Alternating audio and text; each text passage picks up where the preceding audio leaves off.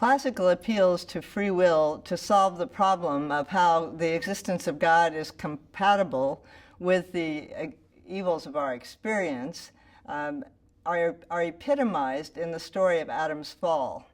You remember, God creates the world free from actual evil, a very good world. And God creates Adam and Eve with excellent agencies and a wonderful environment where nothing is needed and there's much to enjoy.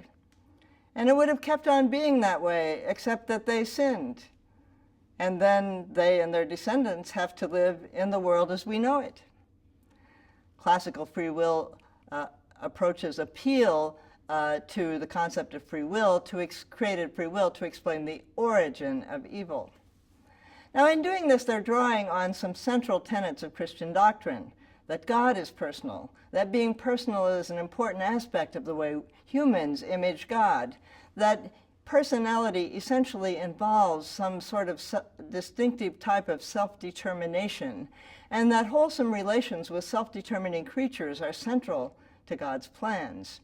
The strategy of classical free will appeals is to shift responsibility for evil off divine shoulders onto human shoulders by appealing to the idea that between what God did, create an evil free world with free creatures in it, and evil, there comes an intervening agent, Adam and Eve, our primordial primate ancestors, who are responsible for the introduction of actual evil into the world.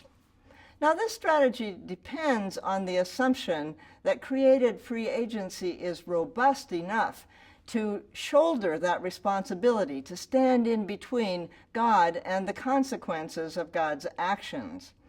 And I think that this appeal fails for several reasons.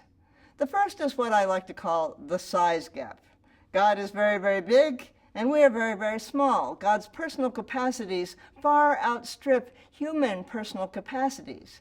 Now, usually, even where a child's initiative is the proximate cause of some bad result, the adults in the neighborhood who are supposed to be in charge of things are the ones who turn out to be primarily responsible because their agency is so much more robust.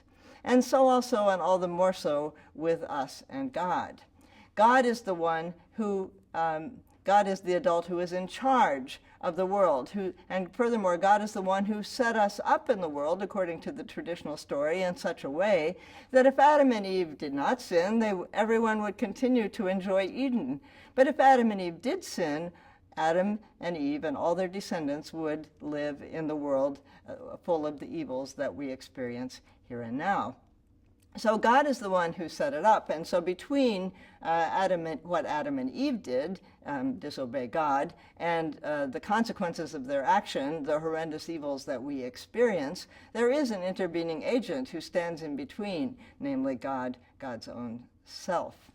Their second major problem with this attempt to shift responsibility off divine shoulders onto human shoulders is that human beings lack the relevant knowledge. Ignorance diminishes responsibility. But where pain and suffering are concerned, we cannot fully realize how bad they are or what it is that is so bad about them without experiencing or being able imaginatively to represent what they're like to ourselves. Like a blind person may have all kinds of knowledge of color facts, but they're missing out the most important thing about colors because they can't see or imaginatively represent them. And it's the same with the worst kinds of evils that we experience. But in Eden, there were no evils. And so Adam and Eve, according to the traditional story, did not have the relevant experience that would have given them the kind of full-bodied knowledge that would have enabled them to be fully responsible for what they did. And so my conclusion is that classical appeals to free will to solve the problem of evil are not successful without further supplementation because human agents, even if they are free, are not robust enough to stand in between God and the consequences of God's creative choice.